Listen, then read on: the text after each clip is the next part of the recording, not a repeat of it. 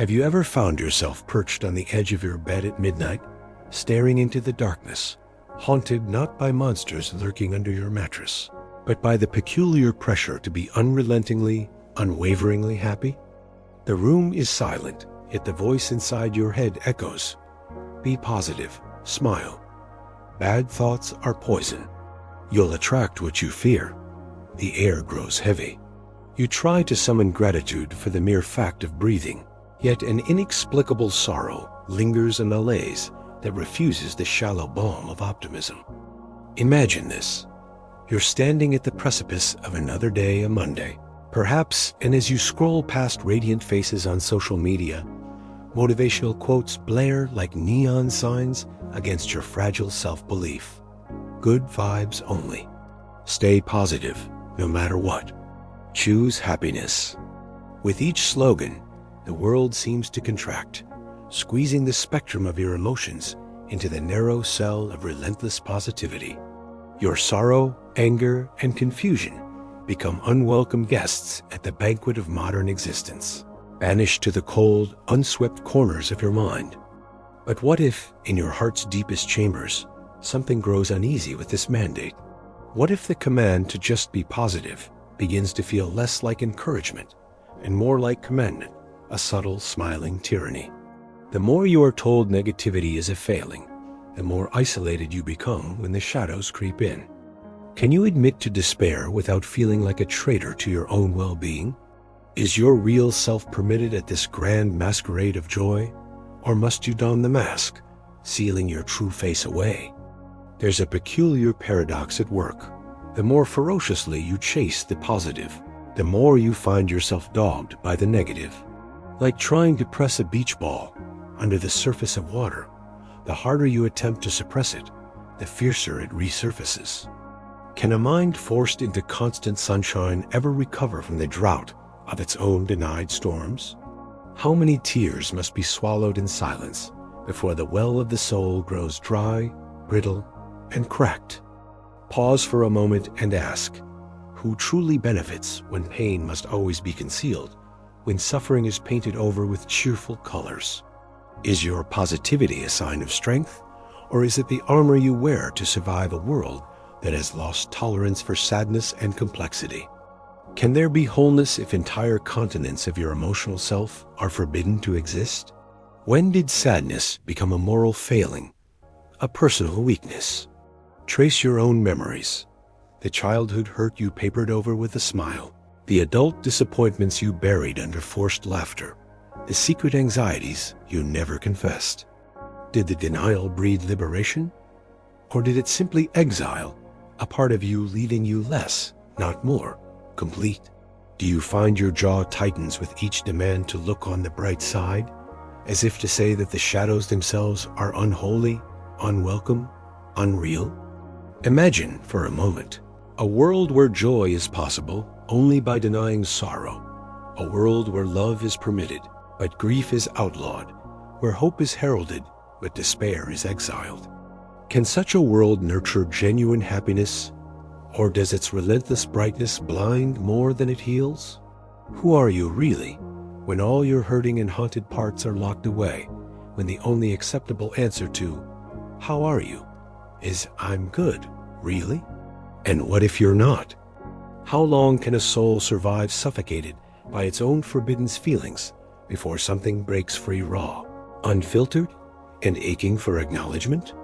When society makes cheerfulness the only virtue, is honesty the ultimate transgression? Let your mind linger at this edge, heart pounding with the discomfort of these questions. What if everything you've been taught about positive thinking is less a recipe for peace and more a kind of prison?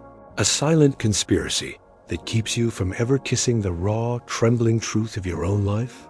The answers wait in the shadows, just beyond the limits of the next forced smile. What then lies beneath the tyranny of positive thinking? If the always positive cult prevents true self-acceptance and awareness, what do we sacrifice at its altar, and what will it take to reclaim our deepest, most unvarnished selves? The answers and the reckoning await in the next heartbeat. Picture yourself walking through a crowded city street. All around you, in shop windows glossy with promise and on billboards looming like secular icons, are faces studded with perfect teeth lips, curved in endless smiles. Even the language hums with enforced cheerfulness. Cafe menus chirp with happy hours. Colleagues echo all good vibes. Strangers on the metro urge you to look on the bright side. Yet underneath, in the hurried thrum of your chest, lies an undercurrent of unease. Why do you feel a subtle pressure, almost guilt, whenever shadows slip across your mind? It is here that the hidden problem of mandatory positivity reveals itself, not as a minor cultural quirk, but as a deeply rooted psychological and philosophical phenomenon. To understand its origins, imagine for a moment, what if, instead of seeking wholeness, society urges you toward perpetual fragmentation? What if, in demanding light, we exile half of our human nature into shadow and pretend it is not there at all? Carl Jung, the Swiss psychoanalyst, warned of the darkness lurking just beneath consciousness, the shadow self, made up of all the impulses, grief, and anger denied by our waking minds. One does not become enlightened by imagining figures of light, Jung wrote, but by making the darkness conscious. Yet in the reign of positivity, we are encouraged to paint over that darkness, to exile it rather than integrate it. The constant pressure to think positive stifles what Jung considered life's most essential work, self-acceptance, shadow and all. But it is not only the insights of Jung that expose this hidden problem. Friedrich Nietzsche, peering into the chasms of morality and culture, saw all too clearly the dangers of suppressing uncomfortable truths. He who fights with monsters should look to it that he himself does not become a monster. He warned, suggesting that the denial of our most basic feelings can produce a society superficial and unfree. Under the cult of positivity, we are offered the illusion of strength, the mask of eternal sunshine, yet something vital is lost beneath it, the raw vitality that only friction, conflict, and discomfort can produce. Consider how society reinforces this fragmentation. We are taught from childhood to turn that frown upside down, rewarded for smiles and punished, if only subtly, for sadness, anger, or tears. Workplaces demand perpetual enthusiasm, marking out those who struggle as not a cultural fit. The self-help industry markets optimism not as a virtue, but as an obligation, as if happiness were the only valid state, and all other emotions evidence of failure, weakness, or worse, negativity. But the very philosophers and psychologists who studied the human mind warned us against this trap. Viktor Frankl, after surviving the horrors of concentration camps, argued that suffering is not only inevitable, but essential. What is to give light must endure burning. The attempt to extinguish pain by denying, minimizing, or disguising it leaves us hollow, incapable of real meaning or depth. Schopenhauer grimly observed that to be alive is to suffer, and that our efforts to eradicate suffering often lead only to disconnection and despair.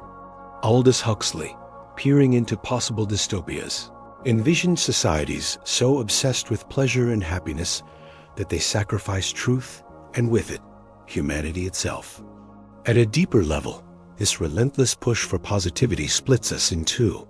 It creates a public self relentlessly cheerful, always fine, and a private self, drowning in disowned thoughts and pain. You can sense it in yourself and others.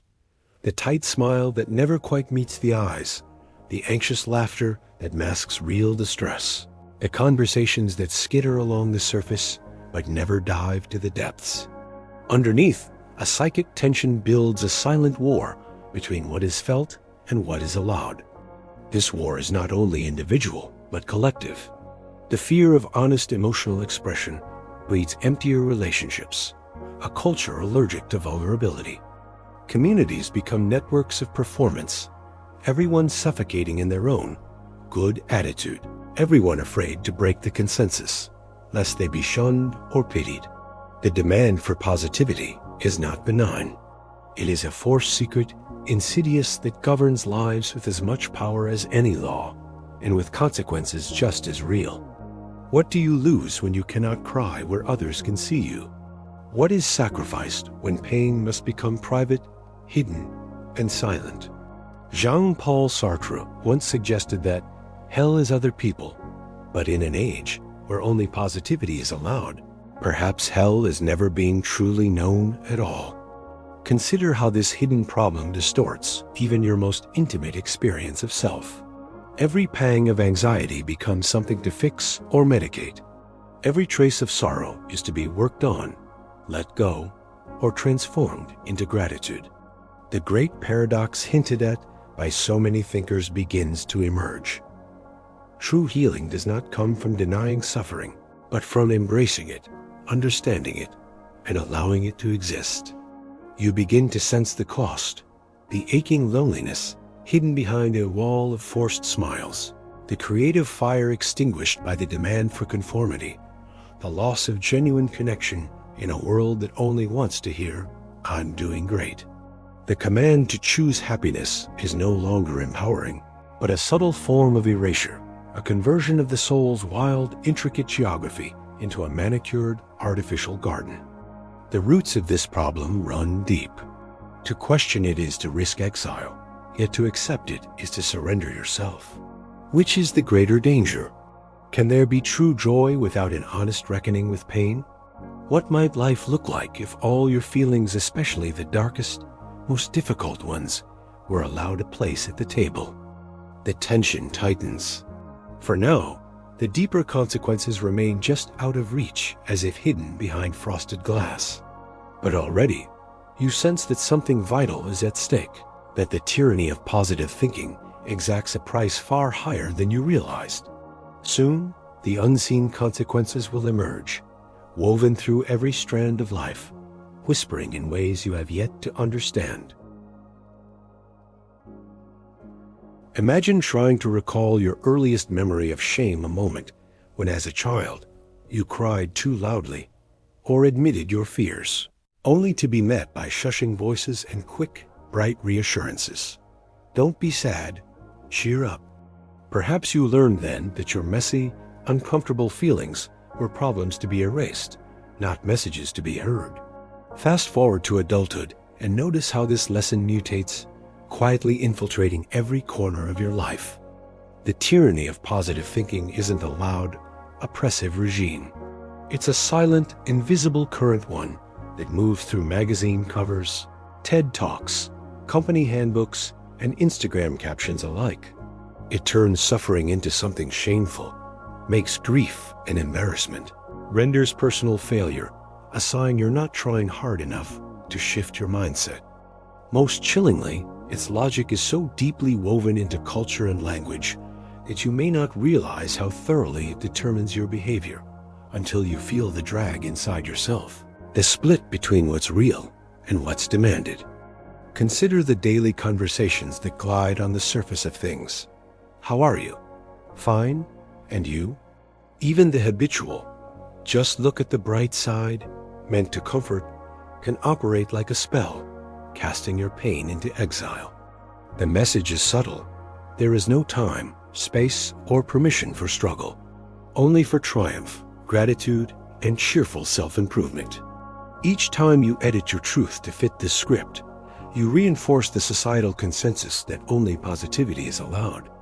But neuroscience and psychology reveal how damaging this consensus can become. The ironic process theory, described by Daniel Wegner, explains that resisting or suppressing certain thoughts, especially distressing ones, actually makes them rebound with greater force in your mind. The more you force yourself not to feel anger or grief, the stronger those shadows become, operating in the background, escalating anxiety, and eroding your self-trust. Cognitive biases compound the problem. The optimism bias convinces us and those around us that bad things won't happen, or can always be conquered with willpower, further stigmatizing those who cannot simply summon joy in the face of adversity. Over time, this bias warps entire institutions.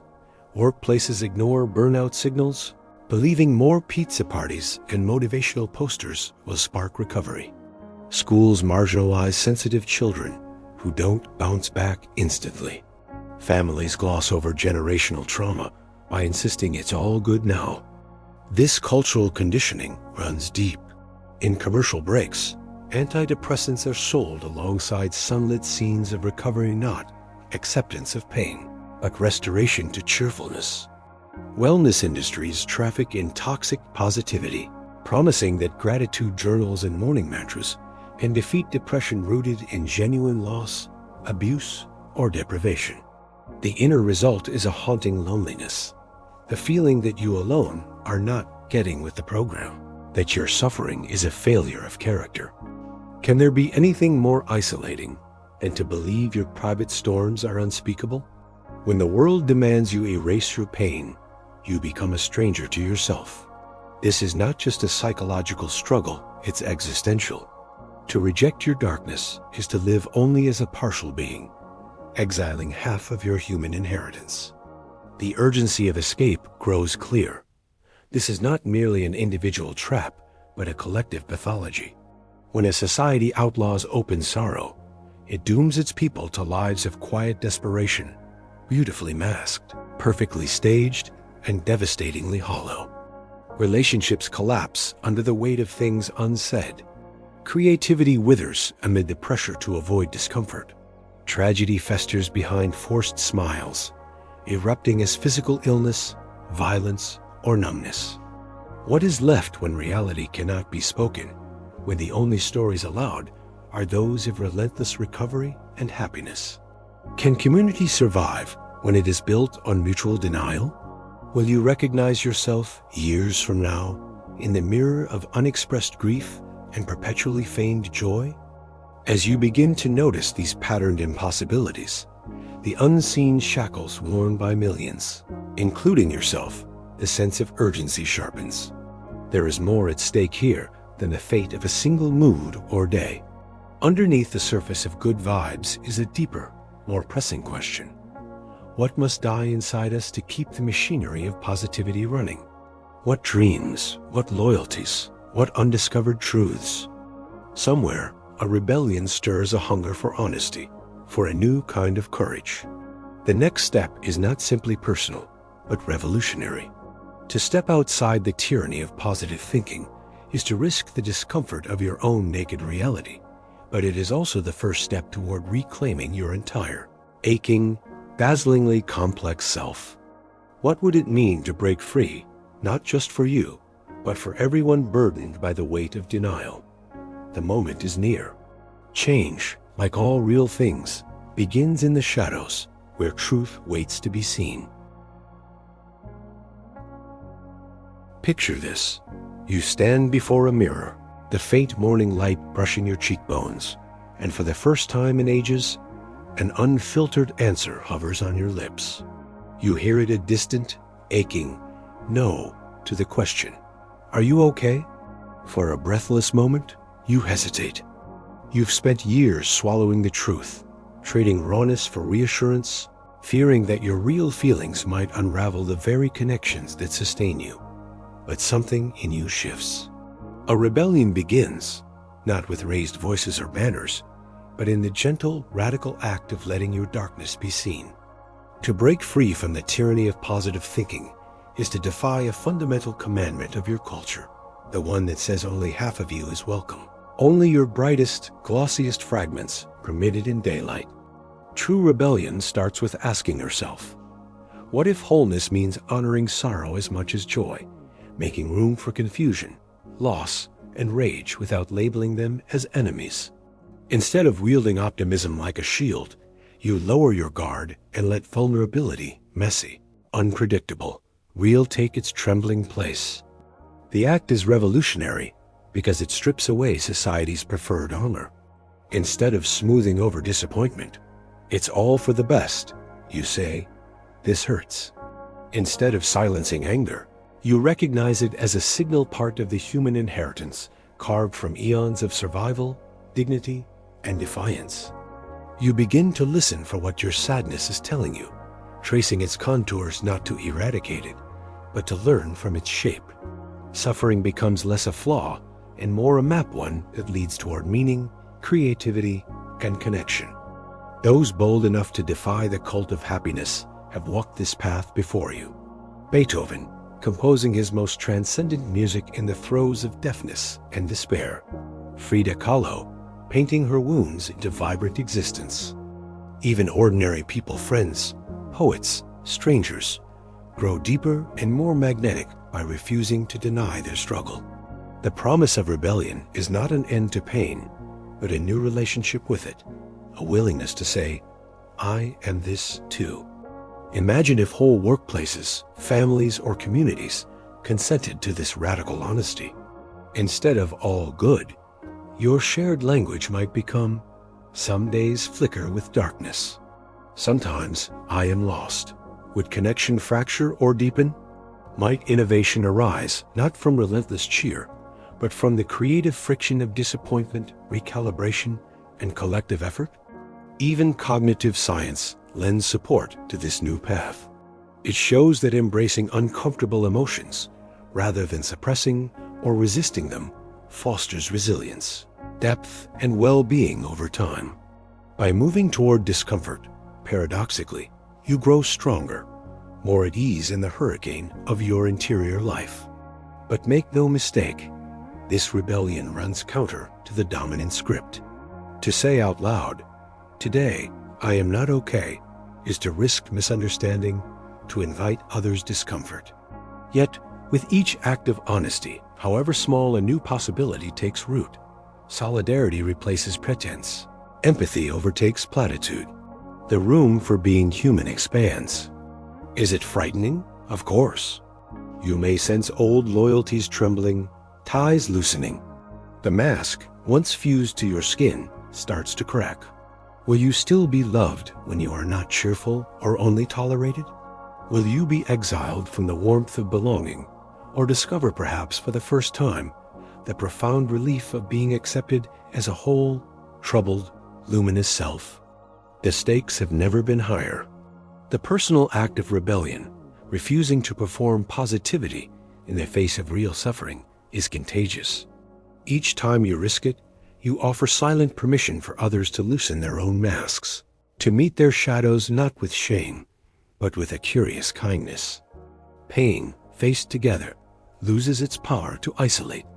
A new kind of community becomes possible, one pulsing with authenticity, mercy, and the fierce, necessary hope that grows out of truth, not denial. In this revolution, the only weapon you need is the courage to speak the unspeakable and to see yourself and others clearly. Freedom starts with a single unedited word, no. And yet, here I am. The next chapter, your true chapter, begins when you step into the world, not as a sanitized self, but as a living testament to the fullness of your own experience. The final realization trembles on the horizon, waiting for those bold enough to cross into the unknown, toward the place where acceptance, not forced positivity, transforms everything. Imagine you are finally alone, no longer required to defend your tangle of feelings from the harsh daylight of judgment. The rebellion has stripped away your old armor, left you trembling, uncertain, and unspeakably alive. Now, standing in this luminous aftermath, what is left? What truth emerges when you no longer edit your experience to fit the narrow template of ceaseless positivity? Look closely. Beneath the ruins of denial and the rubble of performative joy, something deeper stirs. You realize now, with a clarity impossible under the cult of good vibes only, that your life is not only a story of rising and shining, but of falling, breaking, and beginning again. Every sorrow you buried did not vanish.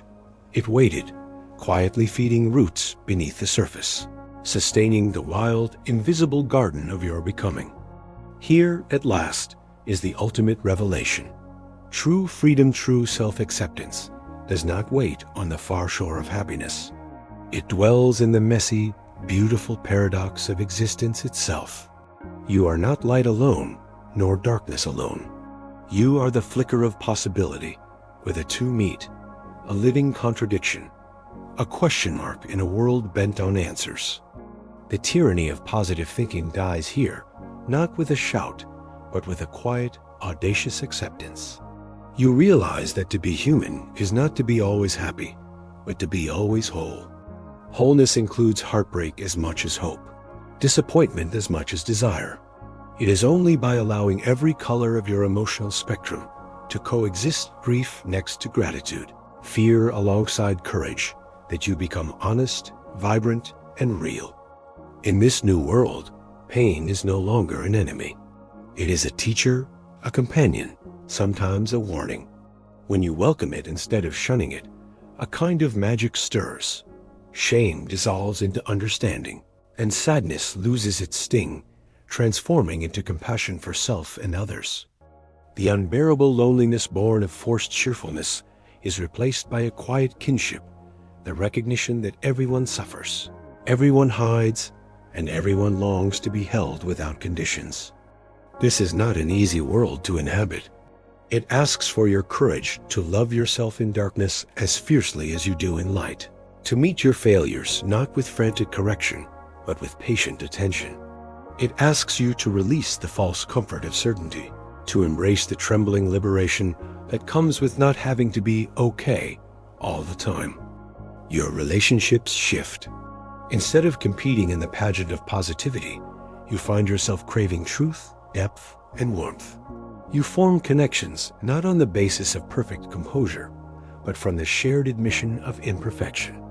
Conversation is allowed to be honest. Laughter can grow out of tears. Moments of silence no longer threaten your belonging. This is intimacy. Whole hearts exposed, nothing left to hide. And with this, a fresh, unsettling question creeps in. What could society become if it finally broke the shackles of mandatory happiness? If sorrow could be spoken, if pain could be witnessed, not fixed, but simply held, might the world itself heal? Would art become braver? Would politics grow wiser? Would our daily encounters burst with more tenderness and less judgment? The final, most powerful realization arrives not as a command, but as an invitation. You are not meant to outgrow your darkness, nor to exile your suffering. You are meant to move through it, learning its language, discovering that what you considered weakness or tragedy is perhaps the ground of your true strength. You do not need to overcome yourself. You are not a project. You are a mystery, and mysteries thrive not on control, but on curiosity and awe. So let the final question ring out, echoing in the hollow places you once feared. If you could welcome every battered, bruised, bewildered part of yourself, what would you finally dare to feel, to do, to become? Let the answer be not a single word, but a lifelong unfolding, an acceptance as wide and wild as existence itself. Step into your ordinary day with this extraordinary awareness. The tyranny has ended, not because you extinguished all your darkness, but because you have learned to carry it proudly, tenderly, and without shame side by side with your light. There, in that fragile balance, you stand at last, not as a prisoner of positivity, but as a liberated, living paradox, human, whole, and free.